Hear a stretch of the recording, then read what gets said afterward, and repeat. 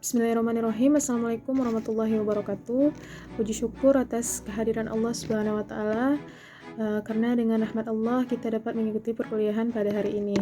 Salawat beserta salam kita hadiahkan kepada Nabi kita Nabi Muhammad SAW dengan mengucap Allahumma sholli ala sayyidina Muhammad wa ala ali sayyidina Muhammad. Baik, yang saya hormati Bapak Rizky Hariko selaku dosen pembimbing kita pada mata kuliah Patologi dan Kriminologi Sosial, dan yang saya hormati juga kepada rekan-rekan peserta diskusi kuliah pada hari ini. Oke, perkenalkan saya Elvina Anwar, perwakilan dari kelompok 12. Saya sebagai moderator dan anggota saya ada Aldi dan Velia. Pada pertemuan kali ini, kami kelompok 12 akan membahas materi tentang perjudian. Oke, langsung saja materi pertama yaitu tentang batasan dan bentuk perjudian yang akan dijelaskan oleh rekan saya yaitu Saudari Velia. Kepada Saudari Velia, saya persilahkan. Baiklah, saya akan menjelaskan materi tentang batasan-batasan perjudian. Perjudian merupakan suatu kegiatan pertaruhan untuk memperoleh keuntungan dari hasil suatu pertandingan, permainan atau kejadian yang hasilnya tidak dapat diduga sebelumnya.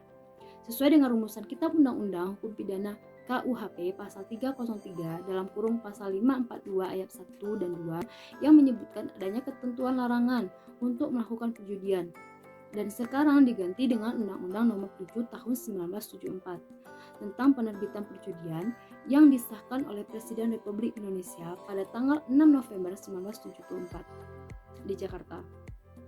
Perubahan peraturan perundang-undangan ini disebabkan karena perjudian yang terjadi di generasi per generasi ternyata tidak ditanggulangi. Apalagi ancaman sudah tidak sesuai lagi dan tidak membuat pelakunya jerah. Masih ada saja orang-orang melakukan perjudian ini, biarpun ada peraturan yang akan menghukumnya, tetap melanggar. Yang kedua itu bentuk-bentuk perjudian. Adapun bentuk perjudian itu terdiri dari dua. Yang pertama itu bentuk permainan dan undian yang legal. Dengan izin pemerintah, bentuk perjudian yang legal itu diizinkan oleh pemerintah. Kegiatannya mempunyai lokasi resmi, dijamin keamanan dan beroperasinya dan diketahui oleh umum. Sebagai contohnya adalah kasino-kasino dan petak 9 di Jakarta, Sari 4 di Jalan Kelenteng Bandung, dan lain-lain.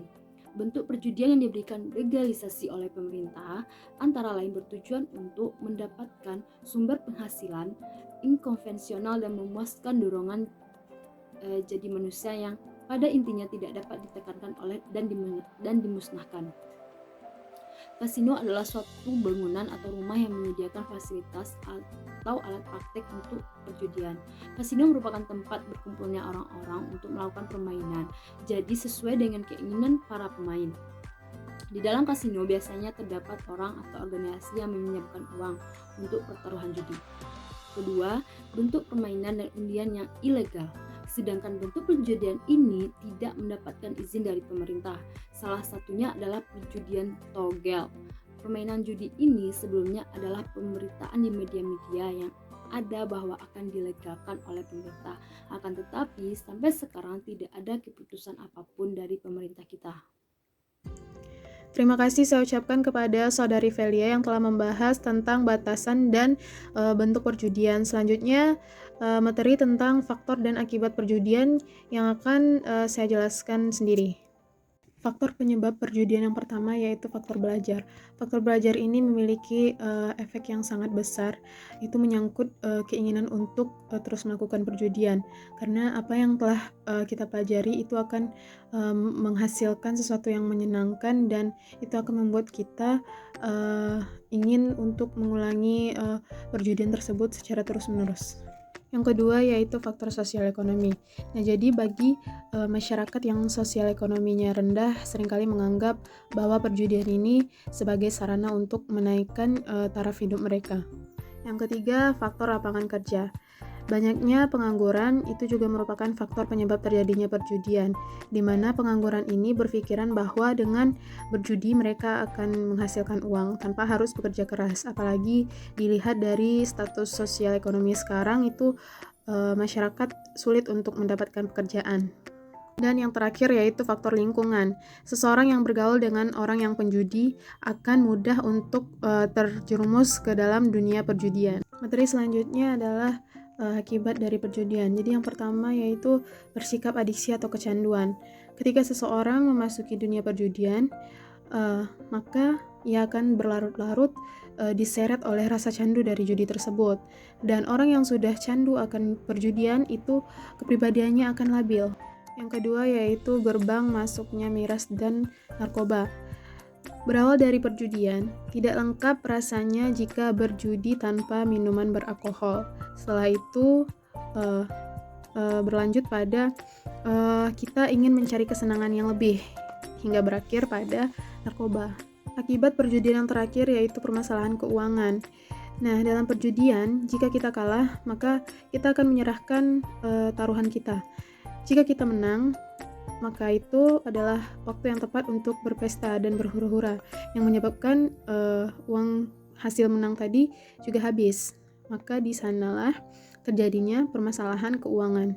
Itulah materi yang dapat saya jelaskan. Selanjutnya kita masuk pada materi menganalisis permasalahan perjudian yang akan dijelaskan oleh rekan saya kepada Aldi. Saya persilakan.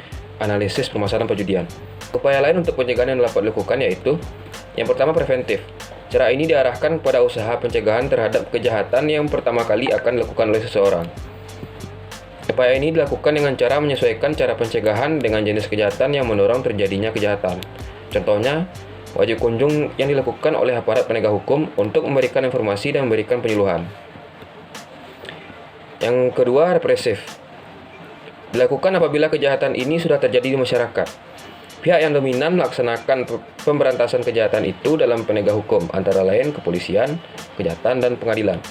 Di samping untuk memberantas kejahatan terjadi di masyarakat, upaya ini juga diarahkan pada pelaku kejahatan tersebut, sehingga masyarakat menjadi aman. Contohnya, memberikan sosialisasi tentang kesadaran hukum kepada para pelaku kejahatan. Menurut Walter Cirekles, sebagaimana dikutip oleh Sujono, konsepsi umum dalam upaya penanggulangan kriminalitas yang berhubungan dengan mekanisme peradilan pidana dan partisipasi masyarakat secara sederhana dapat dijelaskan sebagai berikut, yaitu peningkatan dan pemantapan hukum, perundang-undangan yang dapat berfungsi menganalisis dan membantu kejahatan, mekanisme peradilan pidana yang efektif dan memenuhi syarat, koordinasi antara aparat penegak hukum dan para pemerintah lainnya, partisipasi masyarakat untuk membantu kelancaran pelaksanaan penanggulangan kriminalitas. Yang ketiga, reformatif. Suatu cara yang ditunjukkan kepada pengurangan jumlah orang yang melakukan kejahatan. Ada dua upaya penanggulangan yang bersifat reformatif, yaitu reformatif dinamis. Upaya dinamis yang berkaitan dengan cara bagaimana merubah penjahat dari kebiasaan yang tidak baik. Yang kedua, reformatif klinis, upaya klinis yang berkaitan dengan pengorbanan perilaku kejahatan yang disesuaikan dengan jenis dan sebab kejahatannya. Saya kembalikan kepada moderator. Terima kasih kepada Saudara Aldi yang telah menjelaskan mengenai menganalisis permasalahan perjudian. Oke rekan-rekan semua, dengan berakhirnya penjelasan dari Aldi tadi, maka berakhir pula presentasi kelompok 12 pada hari ini yang membahas mengenai perjudian. Saya Elvina Anwar, perwakilan dari kelompok 12 sebagai moderator. Mohon maaf jika ada salah. Terima kasih atas perhatiannya. Saya akhiri dengan mengucap alhamdulillahirabbil alamin. Assalamualaikum warahmatullahi wabarakatuh.